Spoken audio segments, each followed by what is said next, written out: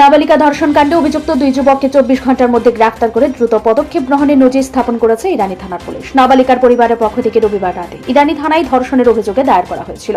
Police অভিযুক্ত হারুন উদ্দিন এবং মানিক মিয়াকে মঙ্গলবার আদালতে সোপর্দ করেছে। ইরানি থানার ওসি অরুণোদয় দাস জানান, গত রবিবার চণ্ডীপুর বিধানসভার অধীন সমরুরপাড় এলাকার দুই যুবক শহর উত্তরাঞ্চলের এক নাবালিকাকে ফোন করে ঘর থেকে বের হতে প্রলুব্ধ করে।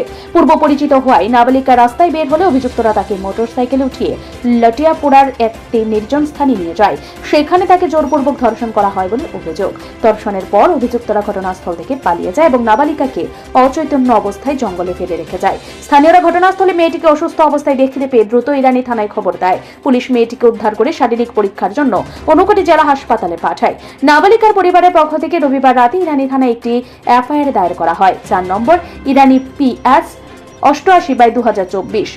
অভিযুক্তদের বিরুদ্ধে বিএনএস এবং পক্সো আইনে মামলা দায়ের করা হয়েছে। পুলিশের দ্রুত তদন্ত এবং অভিযানের ফলে সোমবার দুপুর নাগাদ দুই অভিযুক্তকে গ্রেফতার করা হয়। ইরানি থানার ওসি অরুণোদয় দাস জানিয়েছেন, আজ অভিযুক্তদের আদালতে সোপর্দ করা হবে। 8 তারিখ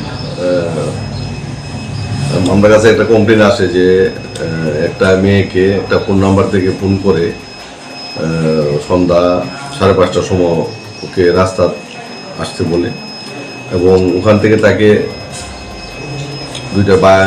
দুজন ছেলে বাইকে করে লাটিয়াপুরার দিকে নিয়ে যায়।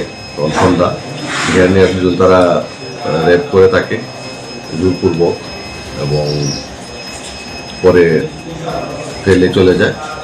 তারপর আমরা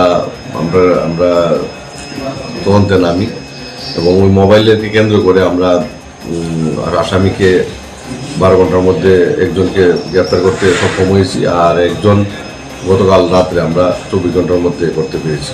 এখানে একটা কেসও নিয়েছি আমরা, ইরানি PS case number 88/2024 under section 137/2/3/5 BNS and 6 of POCSO Act আমরা একটা কেস নিয়েছি এবং আজকে কোর্টে আমরা ফরওয়ার্ড করবো দুজন আসামিকে যা রেপ কেসের।